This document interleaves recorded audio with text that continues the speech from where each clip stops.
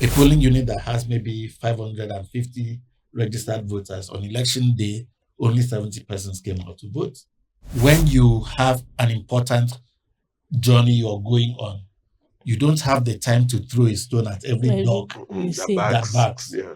You have a society where so many things are not working optimally. But when it comes to election, we want perfection. There were some places where the ad hoc staff were hijacked. When it comes to election, on election day, I tell you the truth, sometimes it looks as if INEC is alone. You can't even trust that the security is with you. Yeah.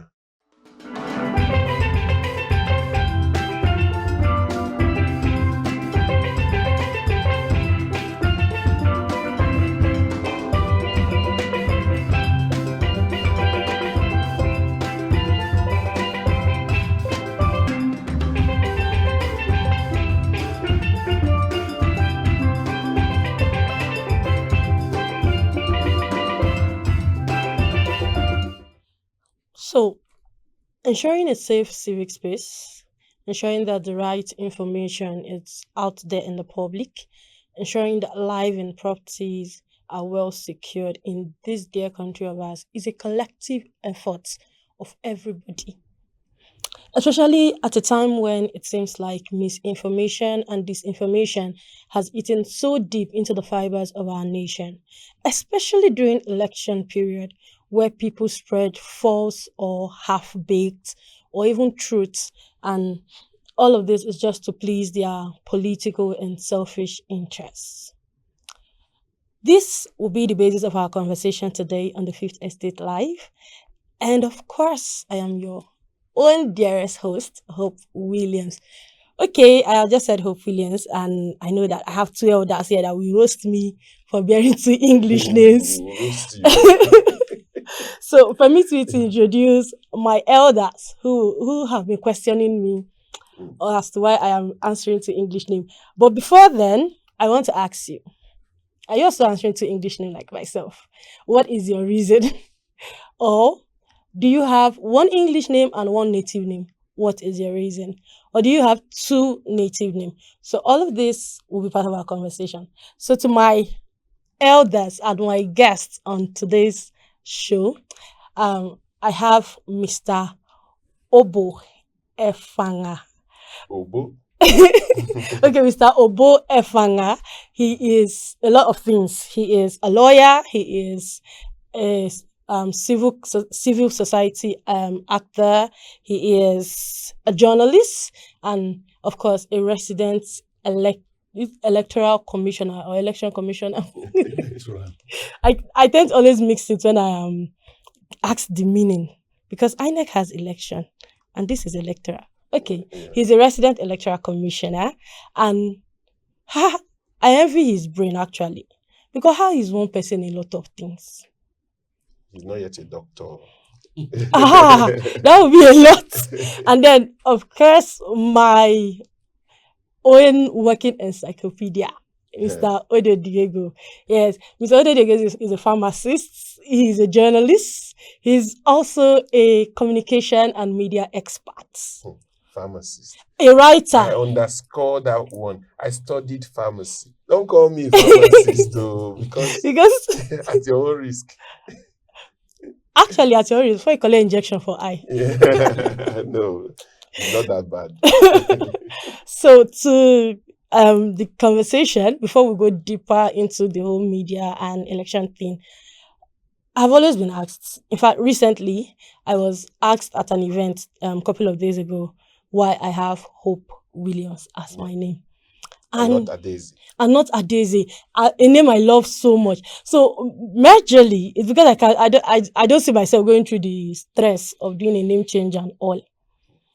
So for Mr. Obo, for bearing two native names, right? How do you cope, or how do you feel when people pronounce your name wrongly? Well, it's to correct them. When you talk about bearing two native names, every name is native somewhere. So if the English person answers two English names, those are two native names. I'm an Efik person, and I answer two Efik names. So those are names that are native to where I come from. The name is an identity, really. It's part of the identity. It tells where you come from. Sometimes, depending on how the name is given, it also tells the story of your lineage. So that's how names aren't just given for giving sake. So I'm comfortable with it, and I also named all my children. I gave them native names. I have a friend who has native names all through. No single English name. So Because he's a native person. Yeah. And when you underscore that point of native, Yes. every name is native. Yes. So Nigerians are bearing Smith. We're bearing George. Those are not necessarily English names. I mean, sorry, they're not biblical names, because some of them say, I'm bearing my Christian names. I said, well, Smith is not a Christian name. True. And what is a Christian name anyway? So I would say that a Christian name is biblical names. So it's different thing. Yeah. A name could be in the Bible, does not mean that it's a Christian name. Lucifer. Judas is a name in the Bible. Yes. Why aren't people bearing it? People bear Judas, actually, but it's really hard because it takes a lot of convincing. To be honest, a couple of years ago, I had somebody call someone Zacchaeus, and I had to turn like, hello, why are you bearing Zacchaeus? Looking at the story around Zacchaeus. There's an interesting story about Zacchaeus in Nigeria currently. Zacchaeus in the Bible was the chief tax collector and very brief. The head of the Federal Inland Revenue Service in Nigeria is Zacchaeus. He's living up to expectation. Yes. He's living up to expectation because Zacchaeus. So there are some biblical names that I, for one, will find funny. Zacchaeus is one, and then there's this name, Keziah.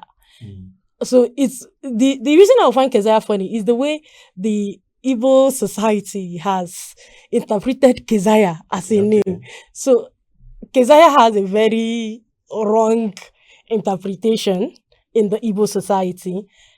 It is, when they say a woman is promiscuous, so the Igbo society has made any woman they assume promiscuous as Keziah. So they like to call her Keziah, despite how nice the actual meaning of Keziah is. So I will find it funny if I hear anybody say, my name is Keziah. I'll be like, what were your parents thinking? Why did they name you Keziah? Name like that, Amebo. Okay. Amebo in Nigeria has been used to mean gossip. A gossip. Yeah. It came from the sitcom, Village Headmaster. There was a lady called Amebo who was a gossip. Yeah. But the name Amebo, I'm told, is a name given to a beloved wife. Oh my goodness. I never even heard that before. So Amebo is actually a name that is indigenous to people in Delta State. Oh. Yes. But because of that sitcom, the person who played the role of Amebo was a gossip. So people now, anybody who is seen as a gossip, Amebo. But it's somebody's real name. But like it's and more recently, I've been wondering, why did you have to why say that? do they keep making reference to Emeka in skits? Things. Anything somebody has done wrong is Emeka. What's the well, that is because Emeka is one of the popular male names in the Igbo land. And then you can associate anything with Emeka. Good, bad, ugly, weird. And I have a class is Emeka. So whenever we see those kids, we come and put it on the class platform and we call him out. Don't come again. so because Emekas are seen as major heartbreakers, they are seen as... Who created that image of them? So it's just like the Yorubas, right? If you are a social media person, you will see that people take their time to do podcasts or name review and tell you things like, if you're a lady and you're dating anybody that his name is Femi, better prepare yourself for major heartbreak. So every time you tell your girlfriend that, oh, I have a new boyfriend and he's Yoruba and his name is Femi, they'll be like, Femi. And you see, names also change over time, you know, like look at how Balthasar has gotten a different meaning now. So the name, I mean, nobody really thought about Balthasar as a name, even a biblical name. Is it a biblical name? Yeah, it's Really? yeah, but I'm hearing this one yeah, first. Balthasar, so that's actually a biblical name. But now it has It has taken a- on a new connotation because Yeah. of an event. And I also think of the name like if people Abacha, if you are named Abacha, we had a friend called Abacha, and everybody say, "Whoa, Abacha," So until my secondary school, I had always called that name Abacha. Well, that's because of the food. Yeah. I always called it Abacha. It was my secondary school that my government teacher said, "You need a shame. You did secondary school, you did do government, you dey call her Abacha. You need a shame. So if I send you out, you go to call her Abacha." And that's what I said. But it's true. What is the actual? So it's not like I don't know it's Abacha, but because I'm used to Abacha, that's the first thing that comes to mind. When I see the name, I first call it Abacha. Before I say, oh, it's actually Abacha. What was I Abacha. But you know, thinking? there are also some names that nationally have been mispronounced and they have stuck as a proper pronunciation. Pronunciation. I remember back in the days, you will know from football, there was a goalkeeper from Calabar Rivers whose name was Itweni Banga. Yeah. But everybody called him Itweni Banga. Ibanga, yeah. It's There was actually Banga. Koko Maya. Yeah, there was another Ibanga, Yeah. that was popular. So names like Oshibanjo. Oshimbajo. So I struggled with that name during my IT days because everybody was calling it Osibanjo. And then I had this very chronic Oyo man in our newsroom at the time of my IT. The man would come and say, "Hope, come here. That name is not Osibanjo." And he has a way he pronounces his own name. His name is Olusheyi. But if he wants to pronounce it, he'll be like, Olusheyi. Yeah. He ensures that the tone is correct. You cannot call his name separately. I had met his son 2 weeks ago at an event, and the guy was looking at me like he doesn't know me. And I said, "You don't know me?" And he said, "No." I said, "Okay, let me remind you. Olusheyi." That's you know that he said, "Don't worry, I know. I just know because he knows it is only his father that will call his name like that to ensure that the tone, the pronunciation, everything sounds correct. And it's actually a struggle. I think that's why people like me just prefer to go with our English names. No, So people don't. English name is not even our. So for me, But it's my name now, so it's our. Yeah, I keep saying that each time we pronounce our names or tell people our names, that's our education opportunity to the people, to even our loved ones, because we are the only ones that can use it. If we say that, like when people, if you see anywhere that my name is written first as Diego Odo Kenyodo, know that I didn't give that name. The person I was chose going it. to ask you that. I will always say my name is Odo Diego Okenyodo, and maybe even tell you my name is Odo Okenyodo. But people who know it, if they call me Diego, it's my name, right? It's okay. But what I would tell you first is my name is Odo. That's generally what I would do. You ask where I'm from, you ask, so because people know names they have meanings, especially African names. So I want to spur that curiosity in you by you asking me or you wondering where the name is from and all of that. It's the education opportunity. So Adeze, I would agree with that Chukwu. too. It's Sopuru Chukwu. Sopuru Chukwu. Hey, you see the education opportunity. If I didn't use that, you wouldn't have told me. Yeah, what does it mean? Sopuru Chukwu, it means honor God. For some persons, they will say respect God, but I prefer to use honor. It means honor God. You see? So that's the education opportunity. And if we are saying our languages and cultures are getting drowned by so-called English. modernity and civilization, who else should come and modernize? Who else should come and use our names for us?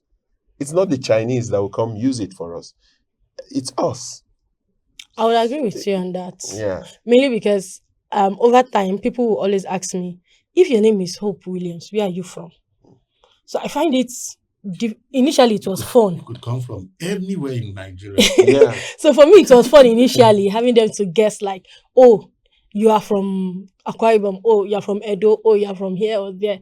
It was fun initially. But Even as Liberia. But as I grow, it became tiring, Uh-huh. right? It became so tiring. Plus, I asked questions mainly. I had to ask my mom, like, how did I even come about this name, Hope? And then she said, it's someone else that named you Hope. And then it's so person one of my parents give me name. I can't wear am. I Mhm. think makes sense. That was one. And then when I asked about my history, like my family background and all, I realized that while my dad is from a royal family, my mom is from the family of healers. And Oh, I it was then I told myself, I changed my name actually. My name is Adanne. That was the okay. name they call me at home. But I just wanted to put something that connects me to my Royalty. roots. So I said to use Adeze. We Yeah. quarreled about it a lot of time. I don't care. It is Adeze. So these days, if you meet me for the first time, the first name I tell you is Adeze. So you I'm don't not get to ask sure. me, It where must are be you some from? trouble having to change names now and then, having Yeah. multiple names, and there could be inconsistency in your records. So in Yeah. my records, what I have is Hope. Hope Anywhere, Williams. yes, anywhere, anytime is Hope Williams. Wow. But when I want you to know me, I refer to myself as Adeze. It gives me this sense of pride Hmm. that my name is Adeze. But unfortunately, this girl cannot go through the stress of doing a name change in this country. It's not. There's nothing big about it. You just go swear to an affidavit in court. Mm. I used to think swearing to an affidavit was that you go and stand before a judge. I swear my name is. I used to think You so. do it before a commissioner votes. Yeah, Commissioner of Oaths, and he has no quicker oath or anything. No oaths to give you. I thought it was oatmeal, but it's fine. Okay. It's just that I don't have that grace. I just feel like the Nigerian process of doing things can be a bit difficult somehow. Sometimes they're not difficult, is that we've not Yes. tried using them. Yeah. I tried it. So change of name is just when you take swear to that oath, which is maybe 2,000, 3,000 naira, and then you go to a newspaper, 10,000 naira, you publish it.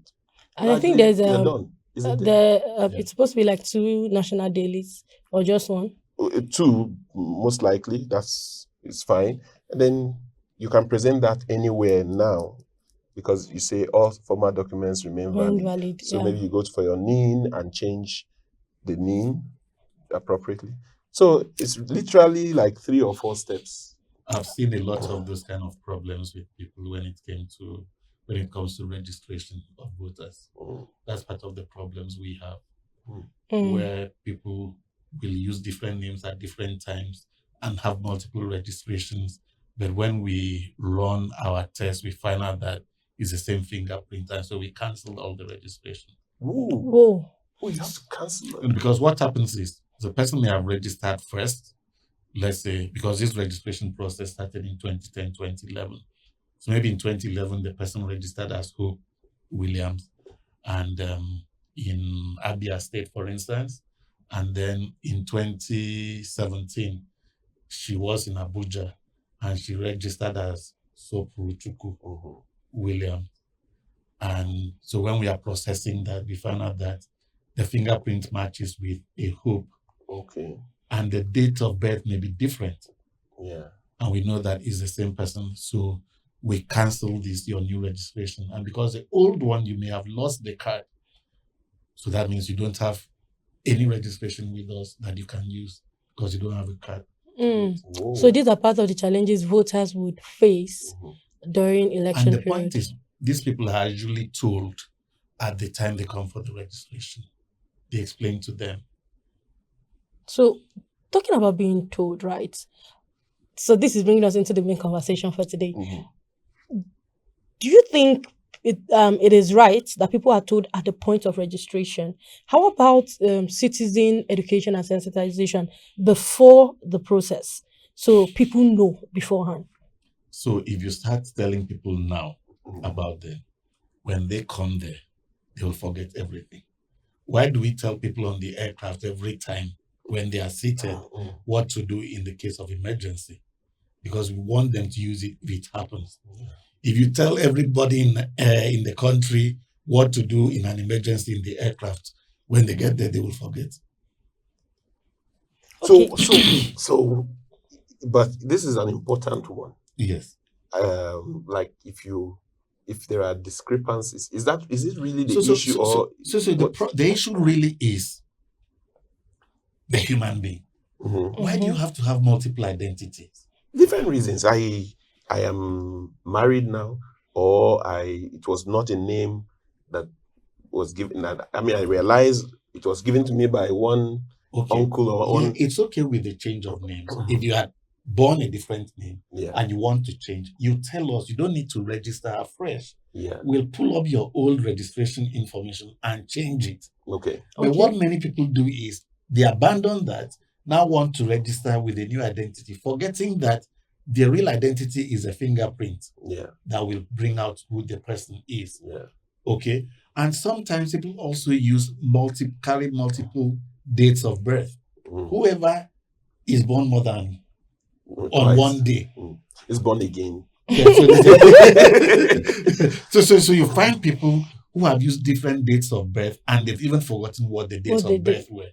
So for instance, somebody comes to register and you ask the person, did you ever register before?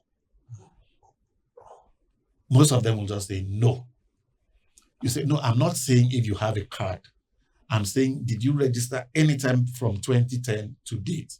Even if you didn't register here, maybe in another state, just let us know. And some of them will say, oh, they've forgotten. Okay, if they admit they registered, we now try to search. We may not find the name because the person has not given us the exact date of birth he or she used then. That's the only way we can, at that point of registration, pull up the old registration. So if we don't have that information, or they hide that information that they had registered and want to register afresh because the names have changed, or the names have changed, or they want to use a different identity, we will register them at that point. It's a temporary registration subject to the scrutiny we'll do at the back end with all the registrations we already have. That is where the fingerprint will match a previous one.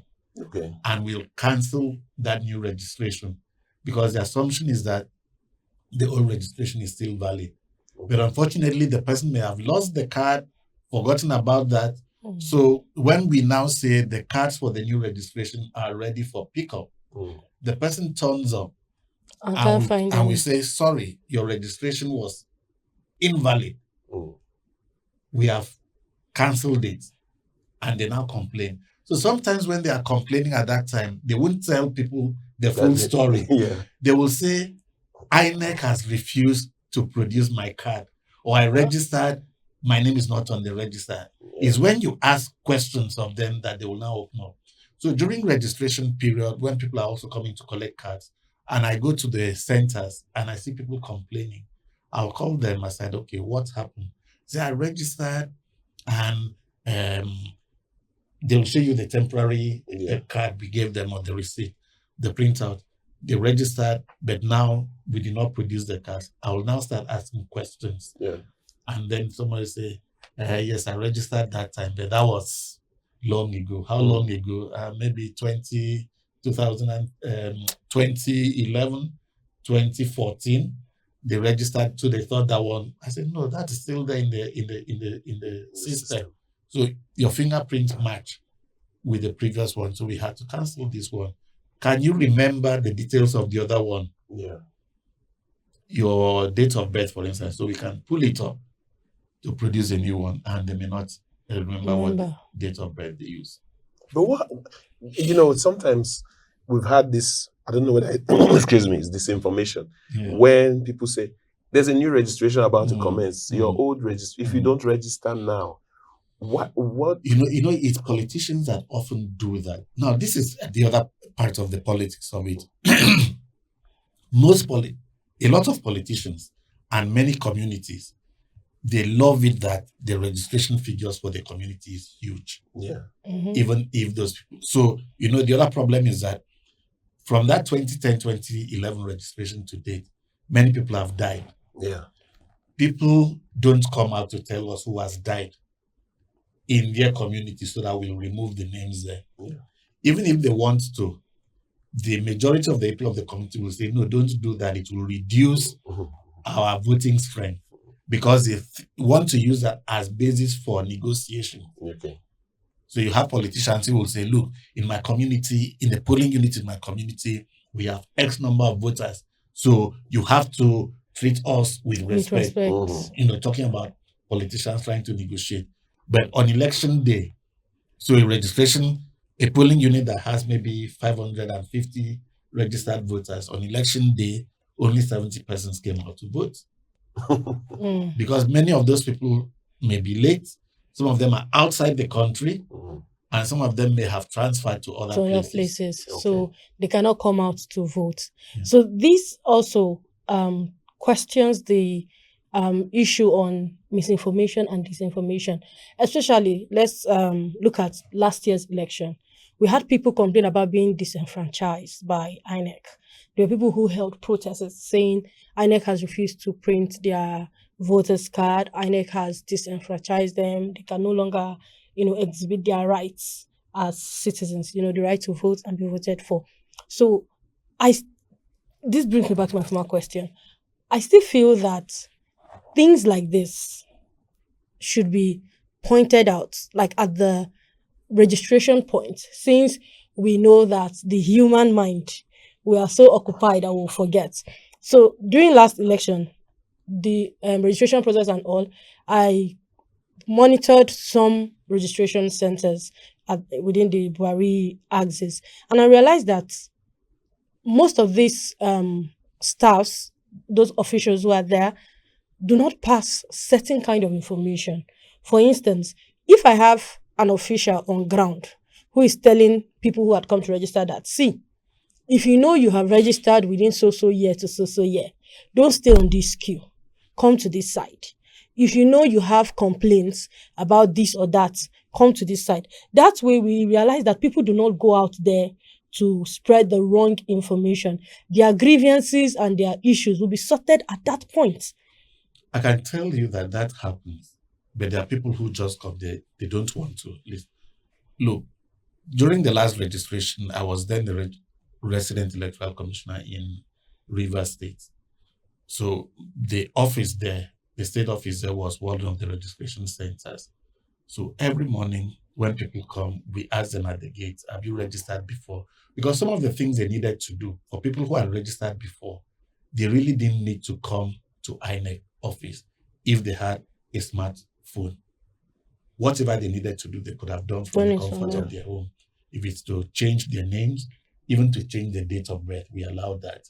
I saw you addressing people. You came out as resident electoral commissioner addressing them yourselves. And I had to ask them, okay, if I say, have you registered before? Okay, what do you want? You want to change your polling unit? Good. You have a smartphone, bring it out. I told them what to do, and they could do it there.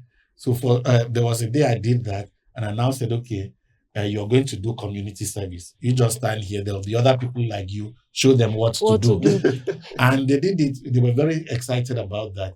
And they said, they didn't know they would. Sometimes you even announce that. Then you now go inside to look at the people who are online to register as fresh registrants and make the announcement again. Is anybody here who has ever registered? One or two persons will still say yes. Meanwhile, they had wasted their time being on the line. Now, at the typical registration center, people want us to have as many registration centers as possible. We also have to look at the personnel you will need for that. Oftentimes, we work with youth corps members at that point. So you have a registration center where you have maybe 3 or 4 staff managing that, and you have this large crowd. Sometimes people are also not patient enough to be attended to. And then the registration starts maybe at 9 o'clock. By 2, 3 o'clock, or say 12, 1 p.m., some of those staff are also tired. They are humans. And people are shouting at them. So it now gets to a point that when you come and they check, or maybe you want to pick your card, they check your card is not there. They'll just say your card is not ready. They don't have that time to now explain to you what might have happened. So people get angry. Oh, I registered. They did not produce my card. At that point, they may not be able to explain to you that why your card was not produced was because we found out that you are registered before. That's why this new card was not produced. Okay. I have a question, really. So, having looked at this whole system, what do you think is the thing that needs to be done, either on the government side? Like, do you think they need more patience, like on your part as a rec? I see you, when I look at social media, I see many times you are explaining to people yourself as a resident electoral commissioner. Yeah. Is that the kind of representation that is really needed? Does that solve more of it? Do we need more recs to do that? Do we Okay, need... so the problem is multifaceted. Yeah. But I think that the problem we have is that we have to rely on existing infrastructure of the country.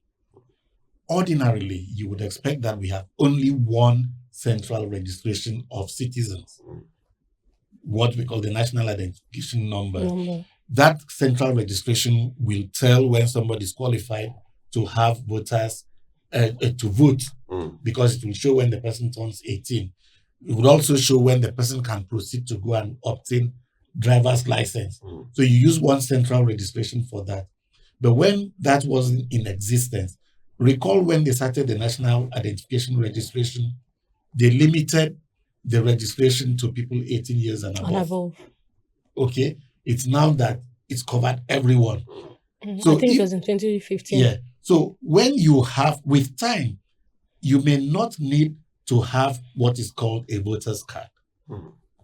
Once you are on the voters register and that matches with the national identification registration, then all you need is a document that shows that you are this person, which your name card should be able to show that, and then you can be accredited.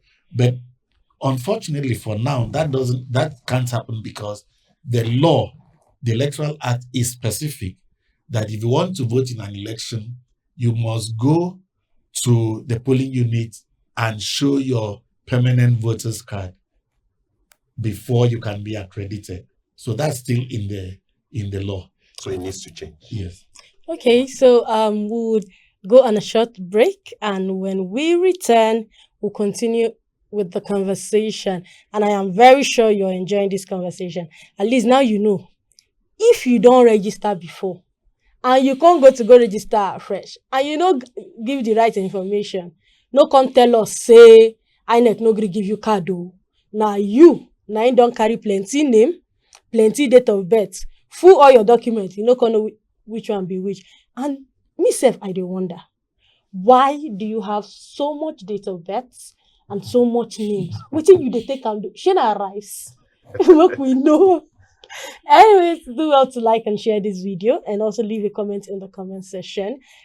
Stay tuned, we'll be right back. Celebrating 4 years of excellence, Akweya TV Ltd has emerged as the epitome of development journalism. At Akweya TV, news should not only focus on results, but the process of participation in the developmental journey. We actively create it through content at the core of our stories. We showcase the beauty of people living harmoniously and contributing to the society. Over the years, we have partnered with cultural promoters to host extraordinary events, such as the first ever collaboration in Abuja, Umba Apostolic Festival, Benue Heritage Festival, Akweya Children's Carnival, and many more. Akweya TV is the brand you can trust for history, art, cultural content, and their influence on development. Join us to inspire, inform, and make positive impact on communities and societies.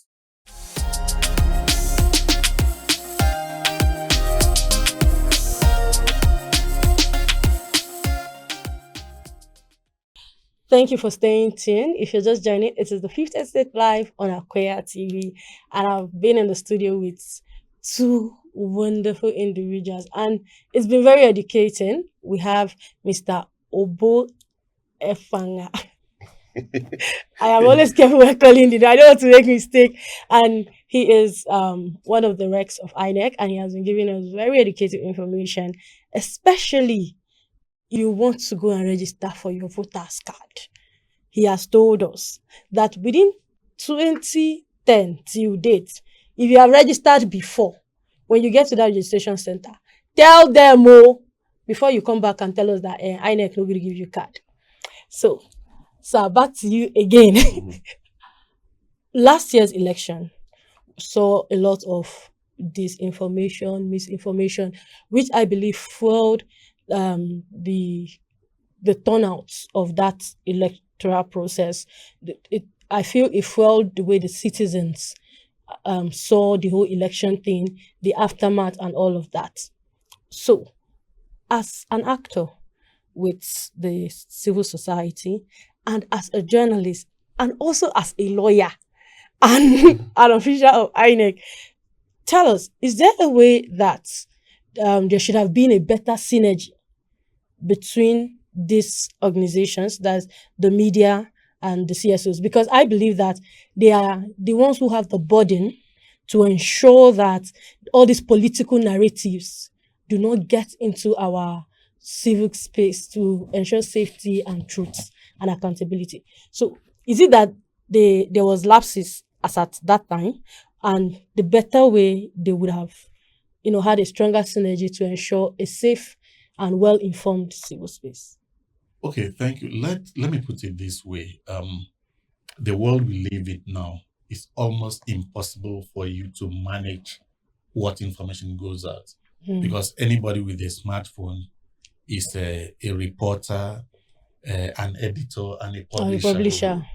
and sends out the information. And that is part of what we had ahead of last year's election, in the registration process, and even during the election and afterwards. Now, there is need for people who are professionals. Let's look at the professional journalists who cover any subject matter, to try and be experts in that subject matter, understand the process, so that when you're discussing, when you're broadcasting, when you're writing to your audience, you are giving the right information. I saw a lot of mistakes, misinformation, disinformation coming even from the journalists themselves, not the social media kind of journalists, but even the real journalists, because sometimes they also pick information from the social media that is just thrown in there by anyone and run with it and run commentaries with it. It is important for us to, and I also found out that even from amongst the political actors, whether they were candidates or they were just officials of the political parties or party members canvassing for votes or campaigning, many of them also didn't take time to understand the process. One, what does the Constitution say? Two, what does the Electoral Act say? Which was, the Electoral Act then was new. Yeah. So there were some provisions that a lot of them did not take note of, and the guidelines issued by INEC for the election. So sometimes there were a lot of misinformation and misunderstanding, which may have been out of a genuine interest, just that they didn't pass the right information. And we also try on our part to disseminate as much of this information as possible. But you see, Odo will know this. Back in the days when we had only the government-owned media station, you can get enough time on the media without having to pay. Yeah. And everybody who needs to get information will get the right information from the media. Yeah. But these days, where you have multiplicity of media organizations, it means that for you to be effective, you need to go to several different media organizations. Then it was just NTA network. It will go to all the NTA stations in the states. Radio Nigeria, it goes down. But now you have so many channels. And outside this, you now have the social media where people are also tuned to. So it's difficult to pass all the information through all the channels that we want to, because some of the channels you also have to buy into it. And how much money would we have to buy into all of this? So all this went to affect how people understood the process and how they also processed the information they had and their response to the outcome of the election. I would say it that that last election, general election, was about the most well organized election, and the outcome also reflected what the voting was. I say this And a I'm lot. going to explain I this. agree with you. The general election before then, the 2015 general election that people celebrate a lot, the main reason they celebrated it is because an incumbent government lost. Yes. Now, the process of accreditation for that election, INEC then used what was called a smart card reader. It was introduced for the first time in that election. Politicians, when they knew that this was going to cut down on the padded votes they were used to, fought against the use of that device. To the extent that on the date of the election, while election started, few hours into the election, they complained that the smart card reader was not working very well, it was slow and all that. And so they forced INEC to now say, okay, where it is not working very well, do manual accreditation. And what did we have in 2015? In 2015, 11 states in the country returned an accreditation figure of voters of more than 1 million. Yeah. One state had 2 million. I think it was Kano. Yeah. Now, 8 years later, with more people registering and more excitement to participate in the election in 2023, because INEC was now using the beavers, which is more effective in ascertaining the identity of individuals before they are allowed to vote.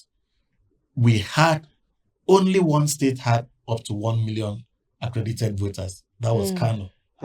So what happened to all the other millions that we had in 2015 in states like Delta, Rivers, Akwa Ibom, Kaduna, Katsina, Sokoto, all those places? Where did the millions go to? Yeah. I think even Rivers or Cross Rivers or something, one of those states, Rivers or Cross Rivers I think it's no, Cross River River. didn't have up to 1 million. I think it's 2015. Rivers. It's Rivers had up to 1 million. Yeah. It's Rivers. Akwa Ibom had 1 million, up to 1 million. Delta had up to 1 million. I think Oyo had up to 1 million. Of course, Kano had, Lagos had, then Katsina, Sokoto had, Jigawa. You know, Borno didn't have. They had about 800,000. Before you go, this question has been bugging me, and I said I will ask you. So, how was it like working with a governor like Wike when you're a resident electoral commissioner?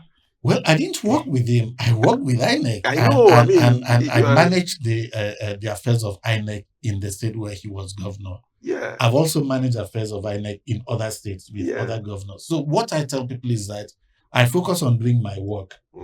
The best way I should do my work. Yeah. Politicians will always be politicians. Yeah. So when they say the things they say, if it affects the work I'm doing, then we will respond. If they give wrong information about the work we are doing, we will respond.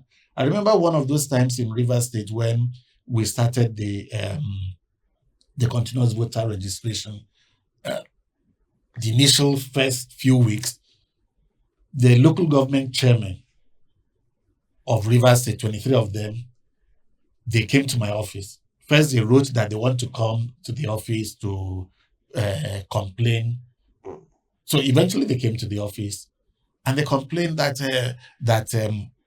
the registration in Rivers State was not moving as it was happening in other states, that fewer people were registering in Rivers State because we were deliberate.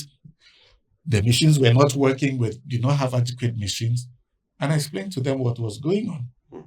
They left. One of those local government chairmen who talks a lot, address the media and give a lot of information. All I did was I called for the figures for his own local government area and used that as basis to give all the details. And it showed that he said that in his local government, INEC people just sit there doing nothing because the equipment, the internet, everything is not working. So I gave the figures of how many people have been registered day by day for the past 2 weeks in his local government area. And the total for Rivers State, I also compared it with what was happening in other states. So sometimes all you need to do is focus on what you're doing and give the information that is necessary. There's this quote, I can't remember by who, that when you have an important journey you're going on you don't have the time to throw a stone at every dog You The see. that barks. Yeah. So that's it. So What worries you the most? Sorry, Yeah. what worries you the most in this equation of civil society, media, and maybe government or INEC? What is your most worrisome thing in the equation? Okay, so there is this tendency for people to think that you have a society where so many things are not working optimally. But when it comes to election, we want perfection. So if you have a society where telecommunications is a difficulty ordinarily, movement is a difficulty ordinarily, and then on election day, everybody wants perfection. Somebody complains that the distance to the polling unit is so much for people to walk to, because on election day, movement mobile is movement. restricted, or that some persons with disability cannot access certain places to vote. But you see, ordinarily in society, you have these difficulties. INEC even goes out of its way to ensure that we take care of those peculiarities. But there's an extent you can go to. So you can go to a place where the presiding officers necessarily have to stay on an elevated place. So if somebody on a wheelchair comes, then they can go down and attend to that person at that point. But somebody will say, how can you have it up there? It means you've already stopped persons who can't get up to that point from participating. Okay? So other things is that when it comes to election, on election day, I tell you the truth, sometimes it looks as if INEC is alone against all the other stakeholders. Yeah. Sometimes we're even it looks as if you can't even trust that the security is with you. Yeah.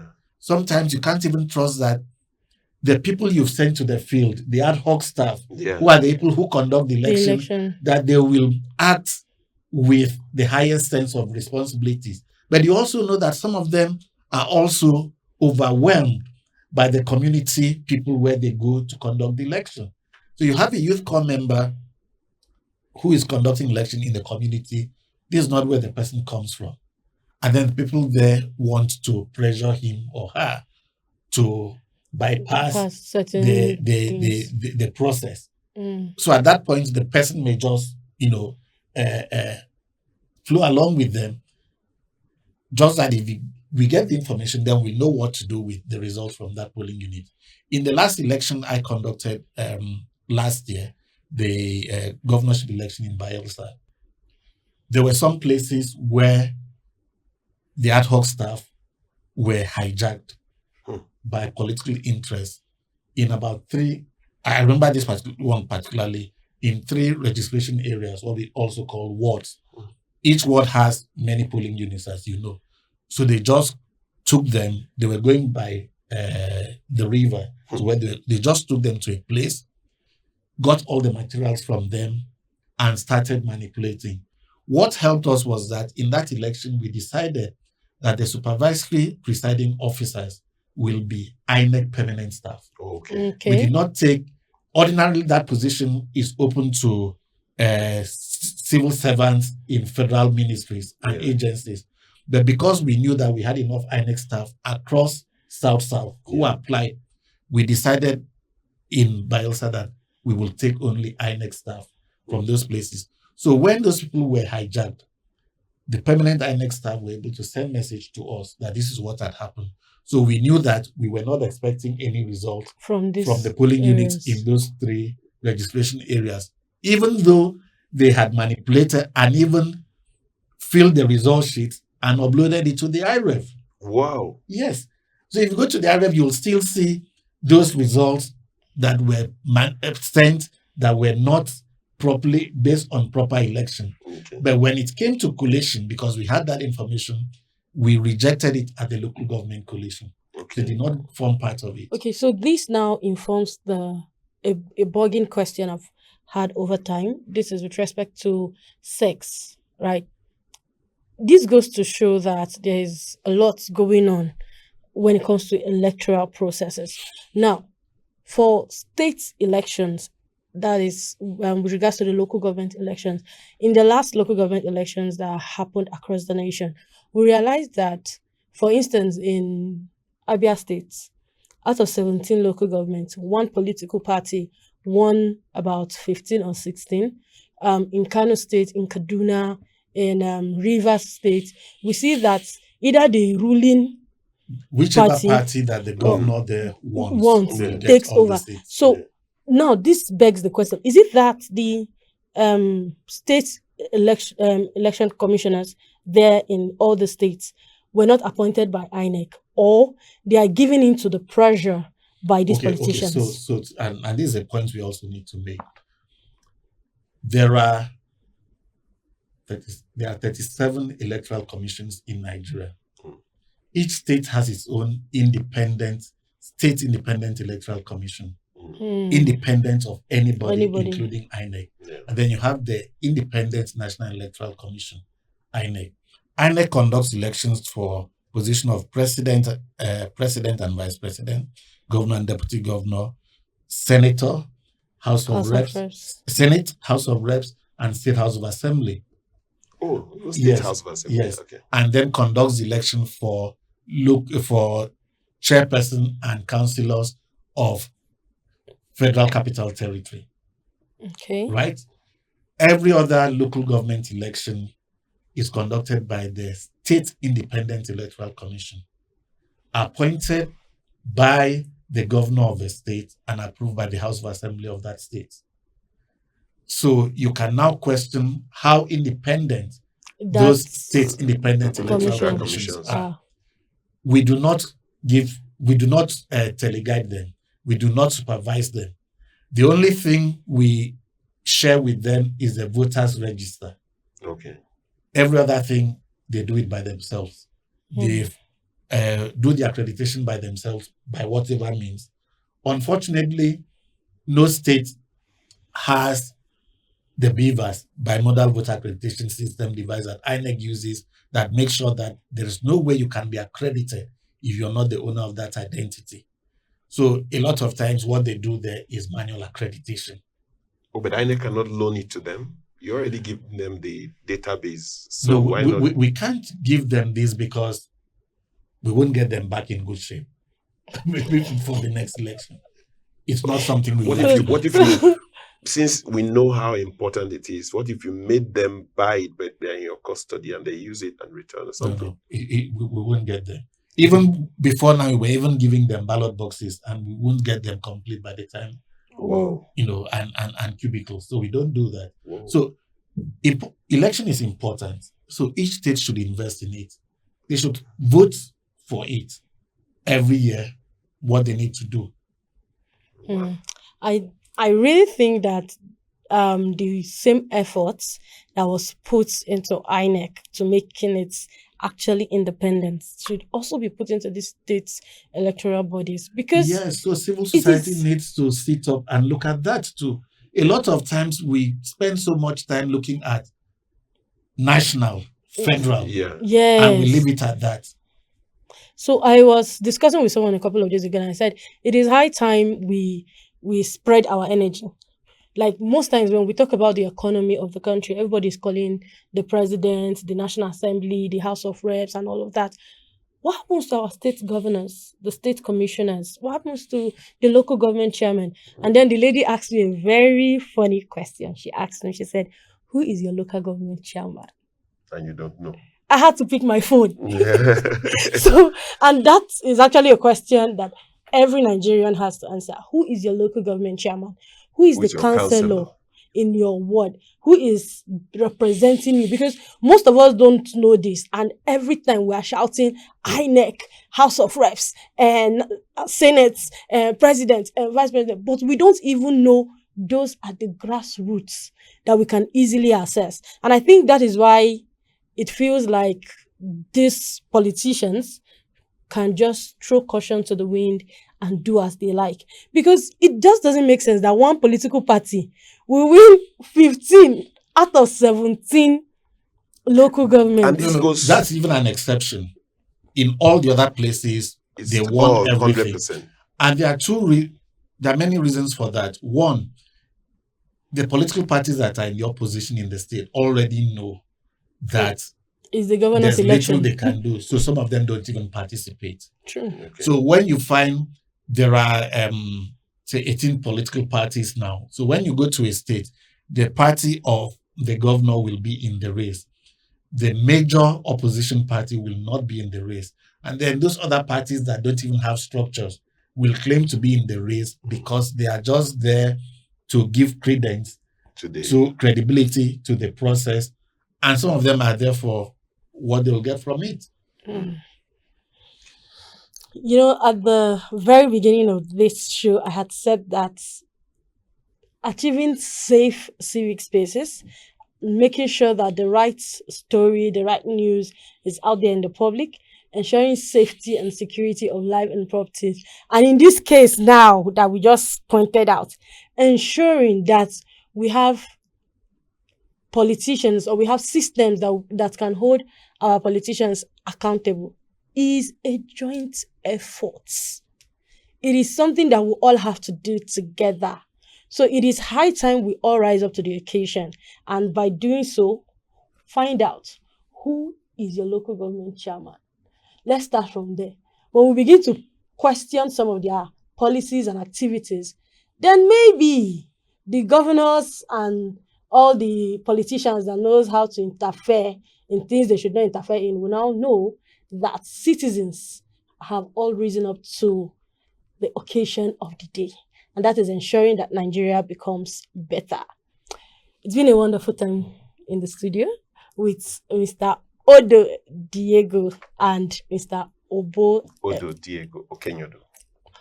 You know, I intentionally skipped that name. Yeah, and he had to drag Okenyodo. I remember my English classes in school when they say, when you use Mr., the surname has to be in there. Yeah, okay. No, it has to be in there. So many people I hear people say Dr. Odo or Dr. Obo or something. If there's Mr., then Efanga has to come in. That is Obo Efanga or Mr. Efanga. In fact, in mass communications, we're told you should use at least 2 names. Yeah. So Mr. Obo Efanga. Mr. Obo Efanga. Okenyodo. Okay. Okenyodo. It's been a wonderful time with Mr. Odo Diego Okenyodo. Yes. And Mr. Obo Efanga. It's been so educative. Like, I have come to realize that when I get to the polling unit or registration center, I will have to give the right information and maybe take my time to educate some other persons too. It's just that INEC will not pay me, sha. But regardless, it is a joint Some effort. of us started doing INEC work without being paid.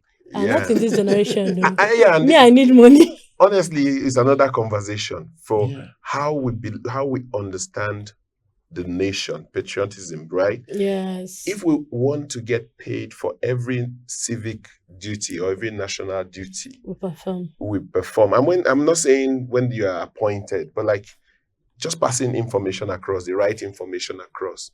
Why should we expect to be paid for them? Like we're Because doing money this. answers all things. Money doesn't answer all But things. the love of money is the root of all evil. It is love. Let it answer So first. don't love the money. Let the money answer first.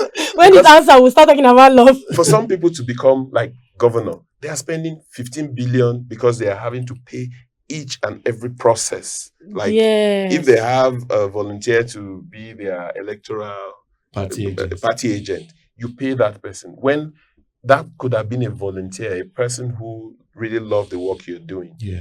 That every step in the process you pay. And so we wonder why when they come in for the first 4 years, for example. And when you say every step in the process, including the votes too. Yes. That yes. is what has led to the so-called vote buying. Yeah. Truly. And I also agree with you because somebody who spends billions of naira to secure a seat would have to recover that money. That money. So I think, like again, like I said earlier, it is a joint effort. Together, the media, CSOs, individuals, political stakeholders. In fact, when we say political stakeholders, some people think they are just the politicians and party members. Every citizen of the Federal Republic of Nigeria is a political stakeholder, whether you like it or not, because you have your role and you have your benefits from all the policies that will come out from these politicians at the end of the day. So if you are saying that, oh, my father need a contest, hello, if your papa no contest, person will enter there go give policies wey go affect you and your papa. So it's better we all rise up to the occasion. So that brings us to the end of today's show. If you come across this video, it is the Fifth Estate Live on Akweya TV, where we discuss trendy social issues, analyzing how they affect our development as individuals and as a society. And we also do stories on history, art, and culture. It is so much fun to know that we have very beautiful histories and culture in this country, in this part of Africa, that has affected our growth and development as a society. Don't forget to like and share this video and follow us on all our social media platforms. And you can also subscribe to our channel so you're notified whenever we make a post. Trust me, you will not regret it. So we'll come your way again next week. Do have a very blissful day. Bye-bye.